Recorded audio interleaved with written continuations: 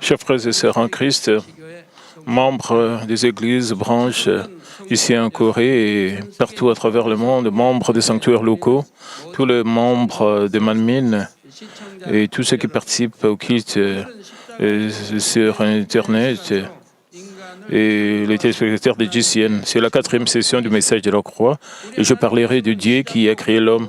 Dieu n'a ni commencement ni fin. Il a existé d'avant l'éternité que personne, d'avant une éternité que personne ne peut sonder. Pour un moment donné, Dieu a élaboré un plan. C'était un plan pour créer le ciel, la terre et les êtres humains. Afin d'accomplir ce plan, Dieu a commencé à préparer toutes les choses une par une sur une longue période. Et premièrement, à partir de l'espace spirituel où il demeurait, Dieu a divisé l'espace physique où il créerait toutes les choses et les êtres humains. Puis, à partir d'un seul Dieu existant à l'origine, il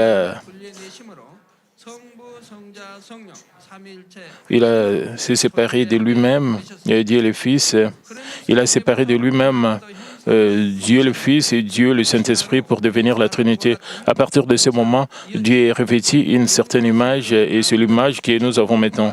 Dans le monde spirituel, il a créé les êtres spirituels comme l'armée céleste, les anges, le chérubin. Et dans l'espace physique, il a créé la terre où l'homme vivrait et de nombreuses choses comme le système solaire, le soleil, la lune, les étoiles, etc. Après avoir terminé toutes les préparations, Dieu a commencé à créer à grande échelle le ciel et la terre. Le chapitre 1 de Genèse nous parle brièvement du processus de la création de Dieu en 6 jours. Le premier jour, il créa la lumière. Le deuxième jour, le tendit. Et le troisième jour, il sépara la terre de la mer et fit les plantes et la végétation, les arbres portant des fruits. Le quatrième jour, il fit le soleil, la lune et les étoiles dans le ciel. Et le cinquième jour, les êtres vivants dans la mer et les oiseaux. Le sixième jour, il fit du bétail, des reptiles et des bêtes de la terre. Enfin, il créa l'homme. Son travail consistant à séparer l'espace physique du monde spirituel et à créer le ciel, la terre et toutes choses, était en fin de compte pour la création des hommes.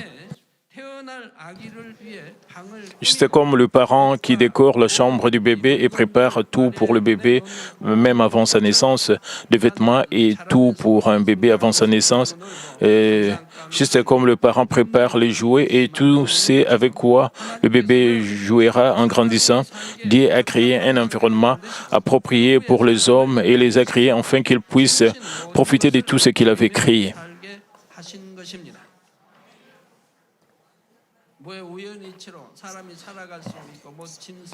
C'est pas un hasard qu'il y a la lumière du soleil, l'air, pour que les gens puissent vivre et que les animaux, les oiseaux puissent vivre. Ils ne sont pas existés par hasard, mais Dieu a tout préparé de manière appropriée pour qu'ils puissent cultiver l'homme. Pourquoi donc Dieu a-t-il créé les hommes? Pourquoi permet-il tant de gens de vivre sur cette terre jusqu'à ce jour? Si vous pouvez répondre à cette question, vous pourrez également répondre aux questions suivantes. Pourquoi vivez-vous et comment devriez-vous vivre? Afin de connaître la vraie valeur des hommes, vous devez d'abord connaître le but de Dieu dans le fait de créer les êtres humains. Vous pouvez vivre une vie vraiment significative et précieuse lorsque vous êtes à la hauteur de l'objectif qui est d'être né dans ce monde. J'espère que vous réaliserez le but de la création des hommes par Dieu à travers ces messages. Je prie au nom du Seigneur qu'en tant qu'enfant de Dieu, vous puissiez confesser « J'ai vécu une vie vraiment précieuse lorsque vous finirez votre vie sur cette terre ». Chers frères et sœurs en Christ, Genèse 2, 7 dit « L'Éternel, Dieu, forma l'homme de la poussière de la terre. Il souffla dans ses narines un souffle de vie et l'homme devint un être vivant. Et tandis que Dieu a créé le ciel et la terre par sa parole, il forma l'homme de la poussière de la terre de ses propres mains. Et il n'a pas seulement façonné son apparence, mais aussi ses organes internes, ses os et ses muscles, et tout est ici à la perfection. Et après que Dieu ait formé l'homme d'une manière si sophistiquée, il souffla dans ses narines un souffle de vie, et l'homme devint un être vivant. Mais quand les gens entendent cela, certains disent qu'ils ne peuvent pas y croire. Ils doutent qu'une image faite de la poussière de la terre puisse avoir vie et puisse se mouvoir. Mais même les hommes qui ne sont, et même que de simples créatures peuvent fabriquer des robots qui leur ressemblent à mesure que leur connaissance augmente. Ils fabriquent des ordinateurs qui ressemblent un peu au cerveau humain. Ils peuvent aussi fabriquer des organes artificiels ou de la peau. Ils assemblent des pièces élaborées pour fabriquer une machine et une fois qu'ils l'ont connectée à l'électricité, cela bouge comme si cela était vivant. Notre Dieu a aussi créé tous les organes de l'homme et ensuite a soufflé le souffle de vie en lui et il est devenu un être vivant. Si les hommes, en tant que créatures, peuvent faire ces choses, alors pourquoi serait-il difficile pour Dieu le Tout-Puissant de créer les hommes? Parce que ces gens ont fixé des limites à leurs propres pensées et ne peuvent pas croire en la puissance de Dieu. Dieu existe depuis le commencement du temps, depuis même le début du temps, mais l'homme, une fois que l'homme sort du ventre de sa mère et entre en contact avec la terre, alors les hommes ont la connaissance et acquièrent la sagesse à travers l'homme et les créatures. Et ils ne peuvent pas juger Dieu. Donc, ils ne peuvent pas limiter Dieu. Et les hommes sont limités.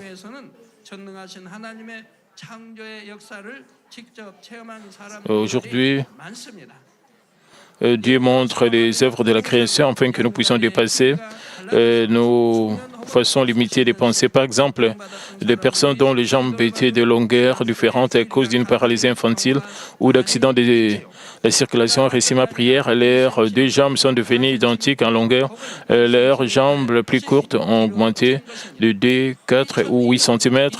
De plus, en 2002, nous avons eu une croisade unie à laquelle ont participé un total de 3 millions de personnes à Marina Beach, à Chennai, en Inde.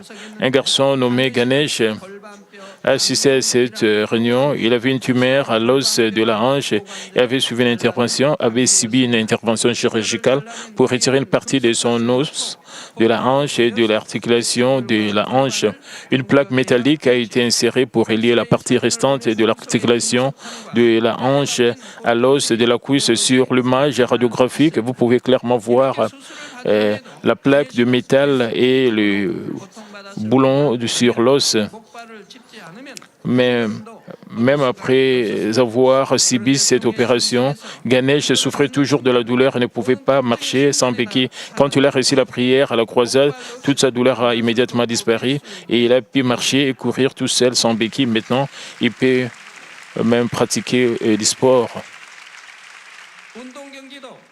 Donc même maintenant, il peut même pratiquer du sport. Quelques temps plus tard, nous avons appris que ses os, dont certains avaient été enlevés par la chirurgie, se sont régénérés, de sorte qu'il a maintenant retiré la plaque de métal et le boulon. Dieu le Créateur peut allonger des jambes plus courtes et faire marcher même avec un os où il manque une partie essentielle et faire régénérer le partie enlevé. À travers ces œuvres de la création, nous pouvons sûrement croire que Dieu a créé les hommes. Chers frères et sœurs en Christ, Dieu le Créateur, après avoir créé Adam et Ève, leur a permis d'avoir une progéniture, à savoir, il a donné aux hommes du sperme et aux femmes un ovule.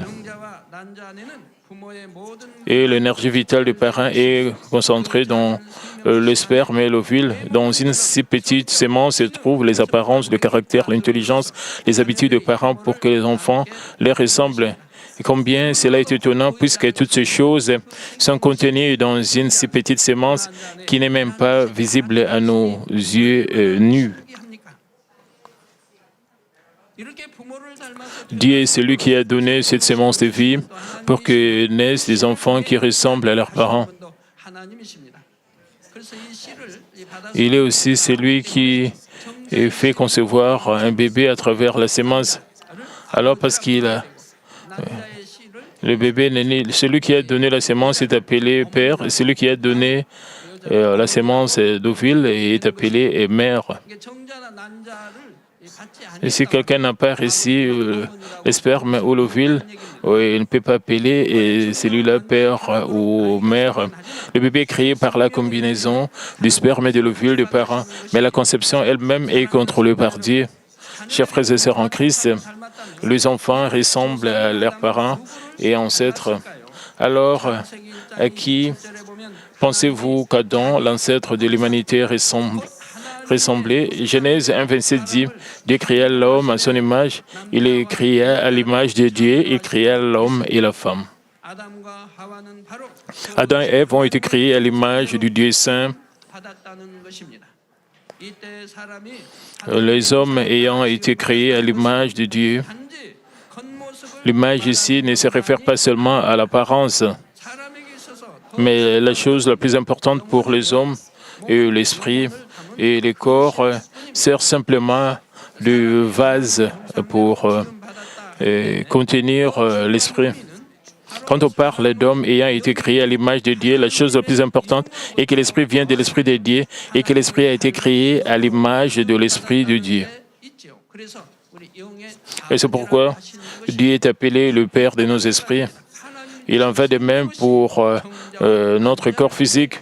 Nous sommes nés par l'union du sperme et de l'ovule, la sémence de vie donnée par Dieu. Quand Adam a été créé, pour la première fois, son esprit n'était rempli que de bonté, de lumière et de vérité, tout comme Dieu qui est saint et pur. Mais parce qu'Adam avait mangé du fruit de l'arbre de la connaissance du bien et du mal, l'humanité a été souillée du péché et du mal. Et contrairement à quand il a été créé, il a perdu l'image du Dieu saint. Par conséquent, ce que nous devons faire en tant que croyants en Dieu, c'est retrouver l'image perdue du Dieu saint. Nous avons perdu l'image de Dieu. Et nous devons donc accepter le Seigneur, recevoir le pardon du péché et commencer à retrouver l'image perdue de Dieu. C'est la vie chrétienne et la culture humaine. Nous devons aimer Dieu et vivre une vie changée selon sa parole. Chers frères et sœurs en Christ, l'humanité essaie depuis longtemps d'obtenir la réponse à la question « Pourquoi est-ce que je vis ?» Nous ne pouvons trouver la réponse claire sur le but de notre vie que lorsque nous reconnaissons Dieu le Créateur.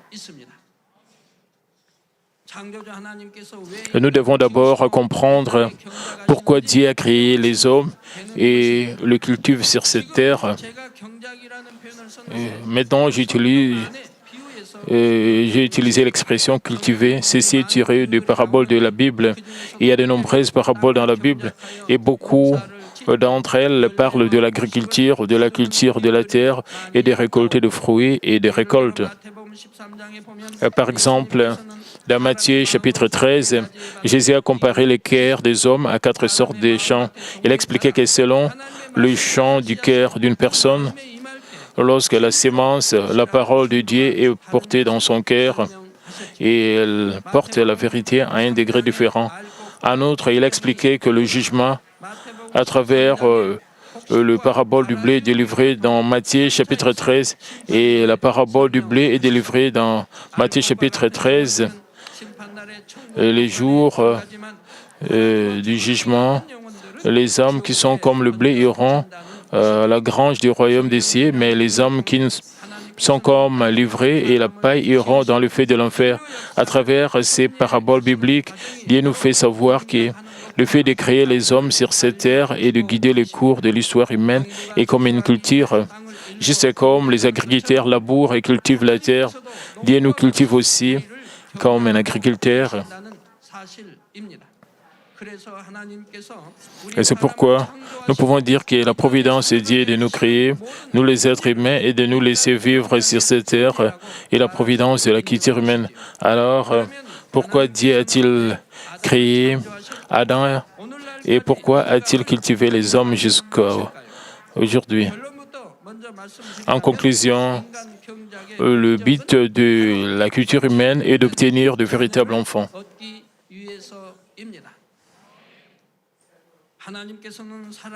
Dieu voulait obtenir des enfants avec qui il pouvait partager l'amour. Dieu le Créateur a une puissance incroyable en tant que déité. Il a également l'autorité en tant que juge terrible et il a une justice stricte. Il a de telles natures divines, mais en même temps, il a aussi des natures humaines telles que l'amour, la compassion et la miséricorde. Il se réjouit parfois et il est erré. D'autres fois, il pleure et il se lamente. Parce qu'il a de nature humaine, il voulait avoir quelqu'un avec qui il pourrait partager l'amour plutôt que d'être seul. Et c'est pourquoi il a planifié de créer et de cultiver les hommes. Bien sûr, même s'il n'avait pas créé les hommes, il avait encore de nombreux anges et armées célestes. Ce sont des êtres qui n'obéissent qu'à Dieu inconditionnellement. Ils adoraient, louaient et rendaient gloire à Dieu. Ce ne sont pas des êtres qui ont la liberté d'obéir ou non, mais qui choisissent d'obéir par amour. Mais ce ne sont que des êtres qui obéissent sans condition. Il y a des anges à qui Dieu a donné de nature humaine pour qu'ils puissent choisir par eux-mêmes.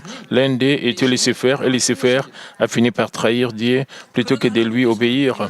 Mais Dieu voulait de véritables enfants qui pouvaient obéir avec leur libre arbitre et l'amour venant de leur cœur, contrairement à ces anges.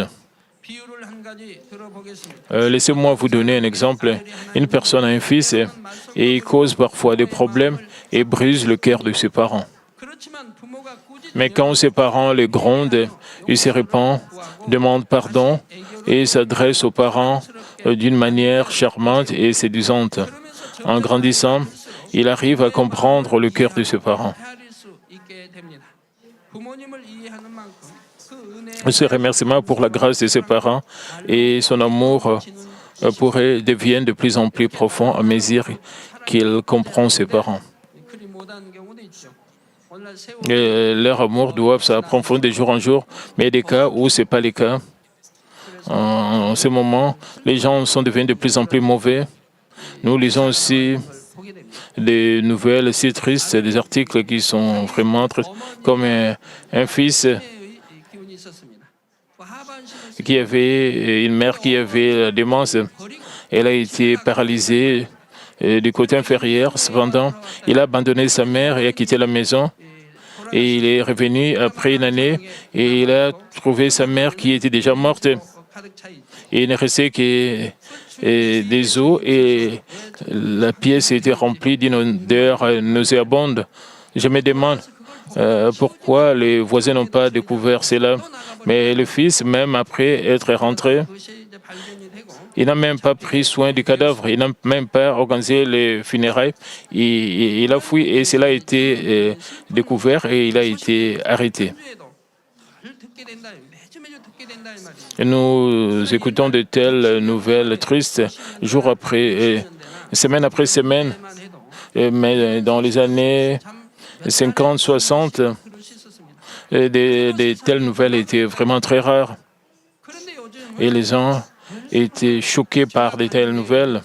Mais de nos jours, le péché et le mal prédominent et nous écoutons de tels cas semaine après semaine. Il doit y avoir beaucoup d'incidents qui ne sont même pas connus des gens. Et comme nous comprenons nos parents, notre gratitude pour leur grâce et amour doivent s'approfondir de jour en jour. Disons maintenant que dans sa maison se trouve un robot de haute technologie. Ce robot a une forme humaine. Il peut même parler, obéir à n'importe quel ordre. Il peut même effectuer des travaux difficiles sans aucune difficulté. Cela donne aux parents de nombreux avantages et cela ne leur causera jamais de problèmes ni de soucis, comme les enfants dont je parlais plus tôt. Alors, lequel préférez-vous? Diriez-vous que vous n'avez pas besoin d'un fils parce que vous avez le robot high-tech qui obéit bien? Peu importe à quel point un robot obéit et ressemble aux hommes, nous ne pouvons pas les comparer à nos propres enfants avec qui nous pouvons partager notre cœur. Dieu voulait aussi obtenir de véritables enfants avec qui il pourrait partager son cœur plutôt qu'une armée céleste et des anges et qui ne sont faits que pour obéir. Il voulait de véritables enfants qui obéiraient volontairement avec amour pour lui. C'est pourquoi il a créé les hommes. Une fois qu'il obtient de véritables enfants qui connaissent son cœur et lui obéissent du plus profond de leur cœur, il les conduit au ciel éternel et leur permet d'y goûter la joie et le bonheur.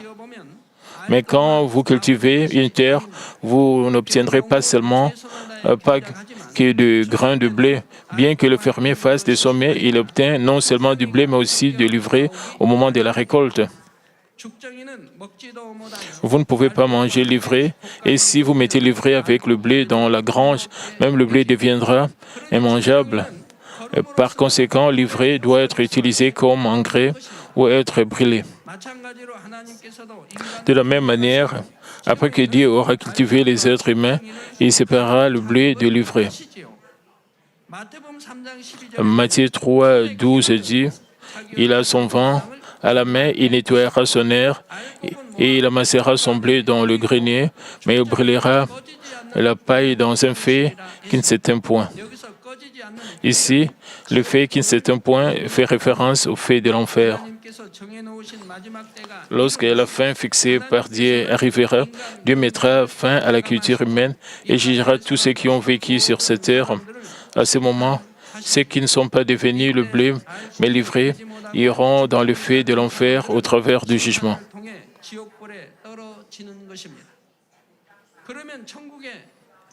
Alors, quel genre de personnes sont le blé qui entre dans le royaume céleste et quel genre de personnes sont les ivraie et qui vont en enfer? Le blé, ce sont ceux qui ont accepté Jésus-Christ, aiment Dieu et vivent selon la parole de Dieu. Et qui se sont diligemment débarrassés du mal, ont retrouvé l'image perdue de Dieu. Au contraire, l'ivraie, ce sont ceux qui n'ont pas accepté Jésus comme leur sauveur personnel. Il y a aussi ceux qui confessent leur foi en Dieu, mais ne croient pas vraiment dans leur cœur. Ils vivent dans la contre-vérité et dans les ténèbres. Mais la chose la plus importante, c'est que tous ceux qui vont à l'église ne sont pas du blé. Même si vous confessez de vos lèvres que vous croyez au Seigneur, si vous ne vivez pas selon la parole de Dieu, mais vivez dans le péché en suivant la convoitise du monde, vous n'êtes pas le blé, mais l'ivraie. Et c'est pourquoi Matthieu 7, 21 dit « Et ceux qui me disent Seigneur, Seigneur, n'entreront pas tous dans le royaume des cieux, mais celui-là, celle qui fait la volonté de mon Père qui est dans le ciel. »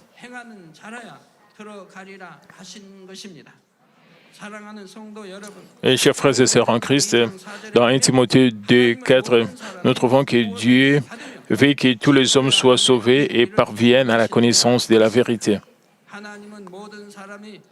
Et nous constatons que Dieu veut que tous les hommes soient sauvés et parviennent à la connaissance de la vérité. Dieu veut que tout le monde puisse connaître son cœur, devenir le blé et atteindre le salut. C'est pourquoi il a même offert son Fils unique Jésus pour la crucifixion.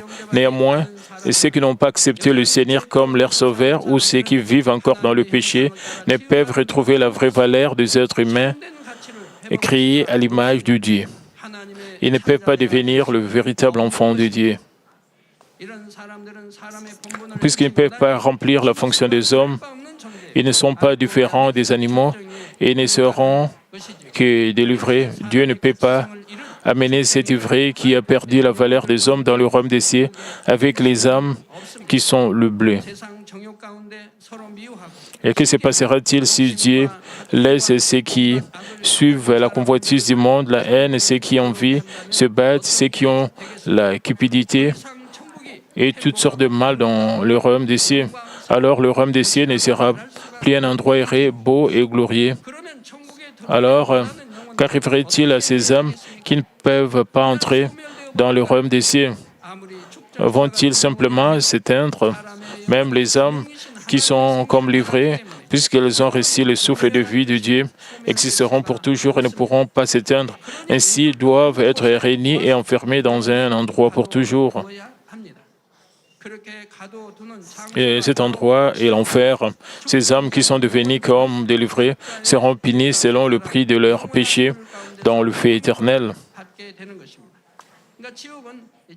Et l'enfer est divisé en le temps du feu et en le temps du soufre.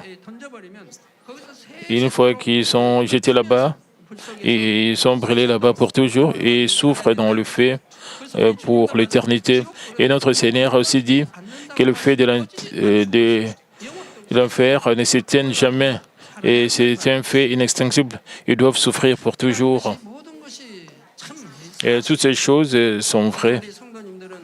Et nos membres ont été témoins des miracles bibliques de leurs propres yeux manifestés. Et ici, ils ont expérimenté cela. Et même la plupart d'entre vous, vous avez expérimenté tous ces miracles de première vie. C'est pourquoi nous pouvons croire que la Bible est vraie et croire à la vie après la mort et croire au royaume éternel, au ciel et en enfer. Et si vous lisez le livre Le ciel et l'enfer, écrit par moi, vous pouvez y croire. Mais il y a encore des gens qui doutent et ils ne peuvent pas croire sur la foi. C'est tellement triste et déchirant de le voir. C'est vraiment lamentable et cela me brise le cœur. Cela dépasse ma compréhension. Ils ont vu beaucoup de preuves chaque semaine. Ils ont vu des signes et des prodiges chaque semaine. Pourquoi ils vivent dans le péché? Et on voit des signes de prodiges manifestés par le prophète de Dieu, le disciple. Mais pourquoi ils vivent dans le ténèbre? Chers frères et sœurs, les téléspectateurs, jusqu'à présent, vous avez entendu parler de la raison pour laquelle Dieu a créé les hommes et le cultive sur cette terre. Maintenant, pouvez-vous répondre à la question, pourquoi vivons-nous? Nous vivons pour devenir le blé selon le dessein de Dieu qui nous cultive.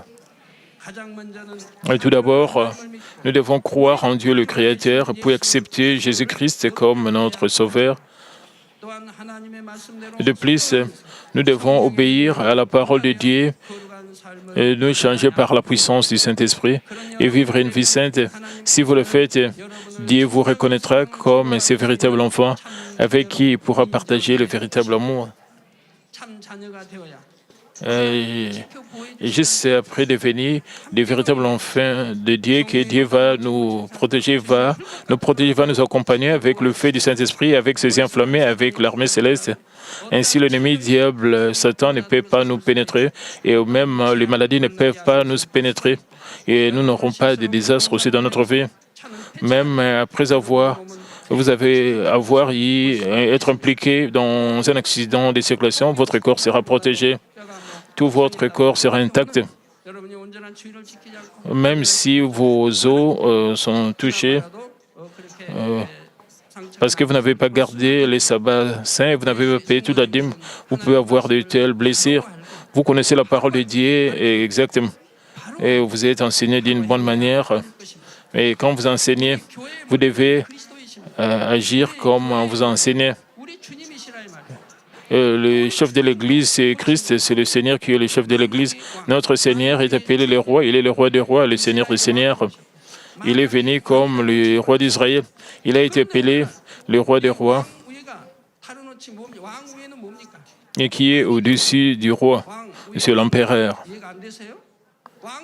Et vous savez, le mot coréen qui signifie pape, c'est l'empereur. Vous devez connaître la Bible correctement. Le chef de notre Église, c'est Christ, c'est notre Seigneur Jésus-Christ. Mais notre Jésus a été appelé le roi, il est le roi des rois.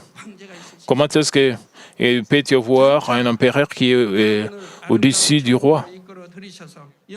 Et il vous conduira ensuite, plus tard, dans le magnifique royaume des cieux et jouira avec vous du bonheur et de la joie éternelle. Chers frères et sœurs, le ciel et l'enfer sont réels. Dieu m'a permis d'en savoir beaucoup sur le ciel et l'enfer par le biais des communications spirituelles profondes. Il a également montré des visions. Et nous avons publié ces messages dans des livres et les demandes pour ces livres ont afflué du monde entier. À l'heure actuelle, ils ont été traduits en anglais, espagnol, chinois, japonais, hindi, tamil et russe, etc. Ils doivent lire ces livres et un récit dans de nombreux pays. Ils partagent ces livres parce que les livres ne sont pas assez, ne peuvent pas trouver. Beaucoup de gens doivent partager le même livre. Même les couvertures sont usées. Et je ne peux m'empêcher de me sentir triste à chaque fois que j'ai de tels rapports. Le ciel était un endroit si beau et serré. Le Dieu Tout-Puissant a décoré le royaume des cieux de la meilleure façon pour ses enfants bien-aimés. Même à l'endroit le plus magnifique sur cette terre ne peut pas être comparé au ciel parce que le royaume des cieux est fait par la sagesse et la puissance de Dieu, le Créateur, qui ne peuvent jamais être comparés à la capacité des hommes. Par exemple, l'or qui est considéré comme précieux sur cette terre est utilisé comme revêtement de la route dans le royaume des cieux. De plus, toutes sortes de beaux bijoux, perles et cristaux et décorent si joliment les maisons. Bien sûr, cela s'applique à ceux qui vont au troisième royaume ou au-dessus. Le teint ou l'éclat de chacun des joyaux sont complètement différents de ceux des joyaux terrestres. Par exemple, la beauté de la cornaline dans le ciel est complètement différente de celle de cette terre et c'est comme essayer de comparer l'éclat du verre à celui d'un diamant. Même les sentiments des feuilles des arbres et le parfum enchanteur de fleurs dans le ciel sont si magnifiques et beaux au-delà de l'imagination humaine. Dans la Bible, l'apôtre Paul a dit qu'il avait vu le paradis et le paradis est le lieu de résidence le plus bas du royaume des cieux. Juste en voyant le niveau le plus bas du lieu de résidence dans le ciel, il a acquis une telle force et une telle espérance, même dans les épreuves et les persécutions aussi graves. Il pouvait se réjouir et rendre grâce et vivre pour le Seigneur toute sa vie. Je vous ai déjà expliqué avec quelle joie il a affronté le martyre.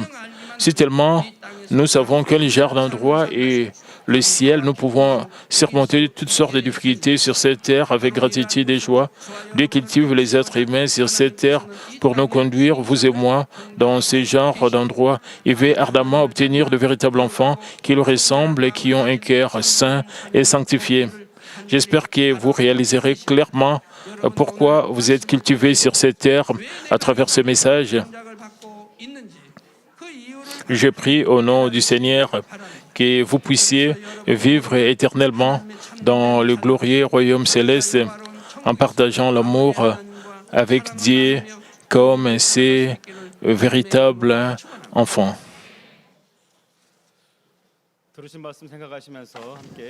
Prions tous concernant ces messages. Père éternel, merci encore pour ces messages concernant le message de la croix. Père, permet que nous puissions réaliser pourquoi nous sommes cultivés sur cette terre. Père, permet que nous puissions réaliser notre objectif d'être ici. Ici, c'est pour devenir du blé. Le blé pas livré. Père, permet que nous puissions nous débarrasser de tout ce qui est péché, tout ce qui est mal. Permet que nous puissions vivre selon ta parole, que nous puissions accomplir la sanctification, que nous puissions demeurer dans la lumière, dans la vérité, que nous puissions marcher selon le désir du Saint-Esprit. Aide-nous aide-nous à changer complètement pour que nous puissions atteindre, Père, le ciel éternel, la nouvelle Jérusalem, en atteignant la sanctification et la parfaite sanctification. Au Seigneur Jésus-Christ, je ainsi prier. Amen. Maintenant, nous allons recevoir la prière du pasteur principal pour le malade. Et si vous êtes malade, posez vos mains sur vos parties malades. Si vous n'êtes pas malade, posez votre main sur votre poitrine pour le désir de votre cœur. Alléluia, Dieu Tout-Puissant, Dieu d'amour. S'il te plaît, pose ta main sur tout ce qui recèle cette prière maintenant. Montre tes œuvres transcendant le temps et l'espace sur tout ce qui recèle cette prière, sur GCN Internet via satellite, les églises branches dans les sanctuaires locaux et sur tous les enfants de Dieu partout à travers le monde. Donne-leur la foi de croire du fond de leur cœur, chasse tout ce qui est pensée négative et doute, et chasse tout ce qui était ses preuves. Le pied jusqu'à la tête, de parties internes, les jointures, le tissu, les cellules, quel que soit le parti malade, et consume-les avec le feu du Saint-Esprit et avec la lumière originelle. Au nom de Jésus-Christ, j'ordonne à l'ennemi diable et Satan et toutes sortes de maladies, germes, virus, infirmités, et quittez-les, que la lumière brille, et s'il te plaît, consume toutes leurs maladies en phase terminale et les maladies incurables avec le feu du Saint-Esprit. Chasse toutes les maladies endémiques, y compris la malaria. Toutes les maladies contagieuses telles que le rhume, la grippe, la fièvre, quittez-les. Protégez de toutes sortes de germes et de virus.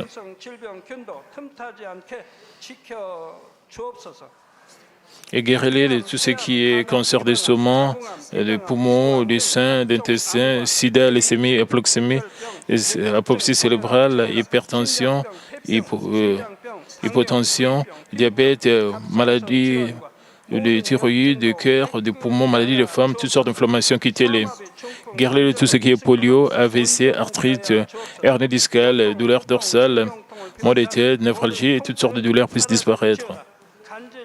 Épilepsie, autisme, dépression, névrose, autres maladies mentales, quittez-les.